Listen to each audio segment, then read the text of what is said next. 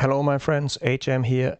In this video I'm just going to briefly tell you about another large military transportation aircraft that crashed in Russia. Now I have this video here that I'll play and I'll mute the sound, but here we can see the airplane flying and there's fire in the engine. I'll show you some more footage. This is a pretty good video. You can see it tilts to the right, so seems the pilot has a hard time trying to level the airplane. And then here we can see some smoke is coming up.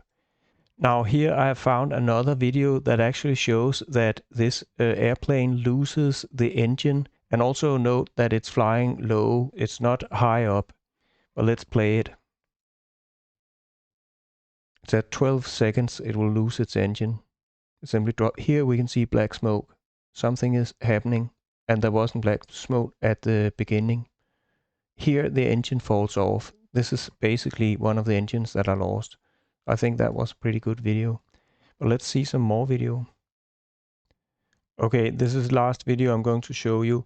It's a little bit boring. It shows from this city where it crashed, and this is the fire of this burning aircraft. But let's talk a little bit more about what happened here. So where did this downing of this plane happen? It happened in a city here northeast of Moscow called Ivanovo, and it's right here on the map. And if we zoom in, then we can see Moscow is here. And if we zoom a little bit out again, we can see Black Sea is down here. So it happened quite far away from Ukraine. So definitely not any rockets from Ukraine, but it could have been a man-pad from ground smuggled into Russia, perhaps. But I don't think so. I think this was a stroke of luck for Ukraine and a technical malfunction that simply happened. But I have a little bit more information. Now I found this news report here on Yahoo that has more to say about it. It says at least 12 people have been killed. It also says that 3 more are missing, so they're presumed dead. So a crew of 15 was killed here. And it also says that the airplane was on a training flight, having taken off from the Severny airport, and was in the air for several minutes. So it happened just after takeoff. That's normally where you'd have, if you have technical malfunctions, they would happen right after takeoff, not at approach to airport. That's not where it happens, most likely, and otherwise during flight. So I think this is true. It's just a technical problem that crashed this Russian airplane, but let's dig a little deeper. I looked this airplane up, and it turned out to be the same airplane that was crashed on January 24th in 2024 here just a few months ago, where Russia claimed that it carried Ukrainian prisoners of war and they crashed with it and they all died. Of course, it didn't carry any Ukrainian prisoners of war, but that was just an excuse for Russia to execute more Ukrainian prisoners of war as they do regularly.